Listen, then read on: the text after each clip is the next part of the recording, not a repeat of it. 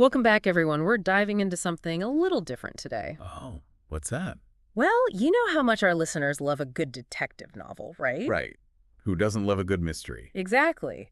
And we've gotten a lot of questions about David Baldacci's Dream Town. Ah, yes. I've heard good things about that one. So we thought, why not take a deep dive into it, see what all the buzz is about? And how are we going about this deep dive? Well, we actually have a really cool source for this one, a book review, someone who's already read it. Oh, that's clever. So it's like we get a sneak peek before we commit to the whole thing. Exactly. Consider it a little cheat sheet to help you decide if you want to read it yourself. I like it. So what's this review saying about Dreamtown?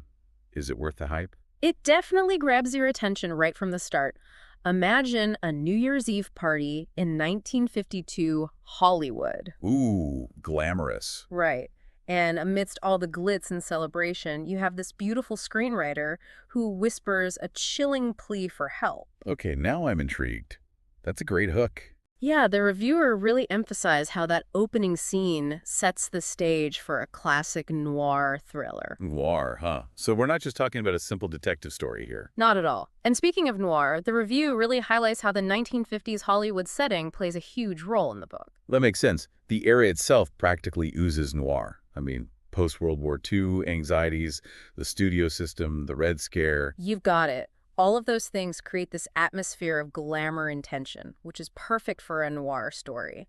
But maybe you could unpack that a bit more for our listeners. How exactly does the setting tie into the noir genre? Okay, so think of it this way.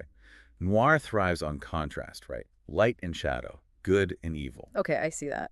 And 1950s Hollywood is full of those contrasts. You have the outward appearance of success and happiness, the American dream on full display. But underneath all of that, you have the struggle for power, corruption, broken dreams. It's like the city itself is a character with a dark side. That's a really good way to put it. And speaking of characters, let's talk about Aloysius Archer. He's the private investigator at the heart of the story. The review describes him as an honorable war veteran, but I can't help but wonder if those wartime experiences might make him a bit jaded, maybe even a little cynical. Oh, absolutely. Yeah. That's what makes Archer such a compelling character, I think.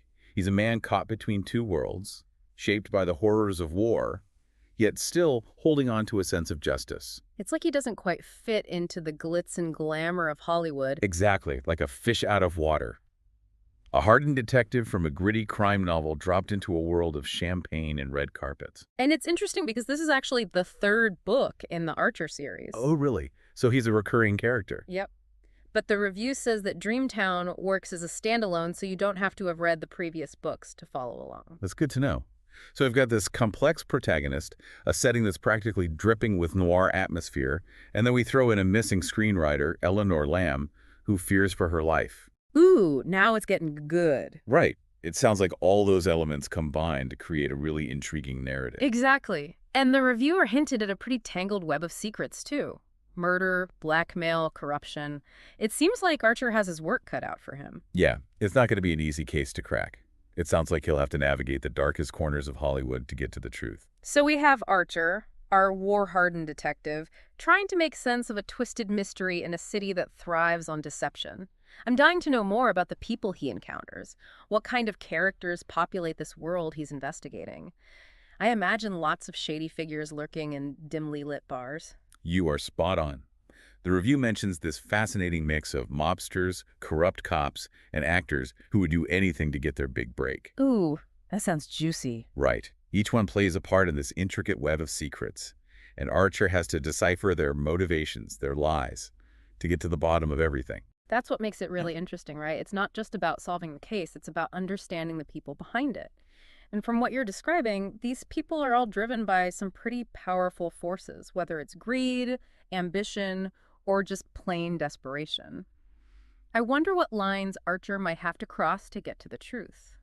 So last time we were talking about Aloysius Archer, this kind of like war-weary detective, right? Dropped right into 1950s Hollywood. Right, a world of beauty and corruption all mixed into one. Exactly. And it seems like everyone he meets in this town just has secrets they're hiding. Well, yeah, I mean, that's kind of the point of noir, isn't it? The era itself, with all its anxieties, post-war anxieties, the studio system that control over everyone's dreams, the fear of communism, it all creates this feeling of paranoia, suspicion. Yeah, like the city itself is whispering these secrets, daring Archer to find them. Yeah, exactly. Okay, so The review really emphasized that the setting is important, but let's move on to the themes, I Oh, think. chica. Yeah. They mentioned ambition and morality, but I feel like there's something deeper going on. Yeah, I think so, Mhm. too. The book seems to be asking about the price of success, you know, Yeah. especially in a place like Hollywood. Yeah, you have this world on the surface, right? All these stars and fancy parties.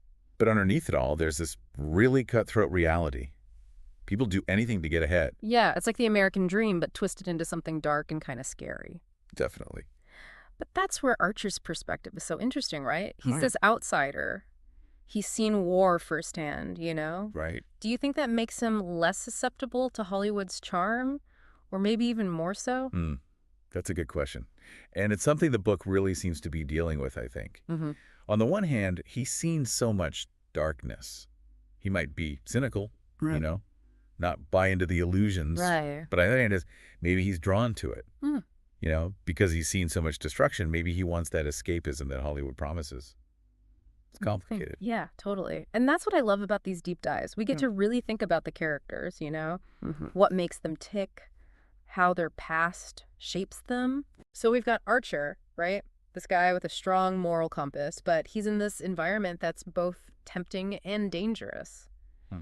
How does that affect the mystery itself? Well, the review called the plot fast-paced and full of twists and turns. Okay. But I think it's more than that.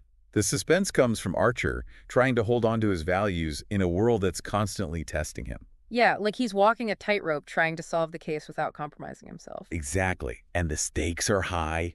We're talking mobsters, crooked cops, actors who are desperate. These people don't play by the rules. Yeah, no kidding. And that's where the noir really comes in. You have this feeling that things are going to get bad, Yeah. that someone's going to get hurt. It's not just who did it, but what they were willing to do to get what they wanted. And how far Archer will go to expose the truth. Yeah. It reminds me of those old movies, like The Maltese Falcon or Double Indemnity, Yeah. where good and bad are all mixed up. And that goes for the setting, too. Hollywood isn't just a place where dreams come true, it's where they go to die. Exactly. It's both sides of the coin. And that's what makes Dream Town so interesting. It's about ambition, but also the cost of it. It's about power and how it corrupts people. Yeah, I get that. So the review mentioned that Dreamtown is more ambitious than the previous books in the series. Archer is in a big city. Now, Los Angeles, not a small town. Right. It seems like the setting lets Baldacci really explore those themes on a bigger scale. Yeah, definitely. And we get to see more of Archer's character, too. It's not just a detective solving a case. It's about this man facing his past, his own demons, in a city that's both beautiful and corrupt. So how does Baldacci actually write all of this? Does the review say anything about his style? It doesn't really go into detail about the writing itself, but it does mention the pacing and suspense. Okay. It talks about razor-sharp twists. So it seems like Baldacci knows how to keep the reader on the edge of their seat. Yeah, that's what keeps you reading, right? You need to know what happens next. You want to solve the mystery with Archer? Right. And it sounds like Baldacci really creates that feeling of anticipation that you're right there in the story. So he's good at building suspense. Yes. And from what we've discussed so far, he does it by combining those plot twists with really strong characters and that vivid setting. He doesn't just tell you a story. He pulls you into that world. Yeah, you really feel like you're there in 1950s Hollywood. Exactly. It's more than just a mystery, it's an experience. So we've spent the last 2 parts really getting into Dreamtown, and I have to say I'm hooked. Yeah, me too. It's really got me thinking. But before we tell everyone, go read this book, we need to address one thing. Oh, what's that? The review did mention one possible downside. The plot can be a bit much, Yeah. It did say it was complex. Right. They said it could feel dense at times, lots of storylines, lots of characters all kind of intertwined. Right. So you think that could be a problem for some readers? It's possible, I guess. Some people might want a simpler story. But honestly, I think that complexity is what makes the book so good. It's like a big puzzle. Yeah. And each piece you find reveals something new about the mystery, about the characters, even about Hollywood itself. So it's not just a whodunit. It's about understanding this whole world. Exactly. So for those of us who like a good challenge, who like to really think about what we're reading, that density is actually a good thing. Yeah, exactly. It's like a gourmet meal, Yeah. You savor every bite. Okay, you had me at gourmet meal, but I have to ask, is there anything else in the review that gave you pause? Any red flags for potential readers? Not really. The review is super positive. praising Baldacci's writing, his ability to create this world that pulls you in. But I guess one thing to consider is that it is very noir. So if you're looking for straight historical fiction, it might not be your cup of tea. Right, right. But I think even if you're not a huge noir fan, Dreamtown still has a lot to offer. It's about ambition, morality, those choices we make when things get tough. Those are universal themes. Definitely. And don't forget about the historical setting. 1950s Hollywood. It's more than just a background. It really affects the whole story. Right. Earlier you were talking about the post-war era, the studio system, the Red Scare.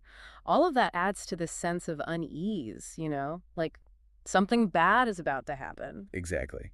And Archer is right in the middle of it, trying to find his place in this world. It's a really cool premise, and it sounds like Dreamtown really delivers on it. It's the kind of book that keeps you guessing, makes you question things, and stays with you long after you finish it. I agree. It's a great blend of history and noir, and Archer is such a compelling character. Plus, the plot is full of twists and turns. You won't be able to put it down. So to sum it all up, would you recommend Dreamtown to our listeners? Absolutely. If you love a good mystery with some historical flair and a touch of darkness, Dreamtown is definitely worth checking out. Awesome. Well, there you have it, folks.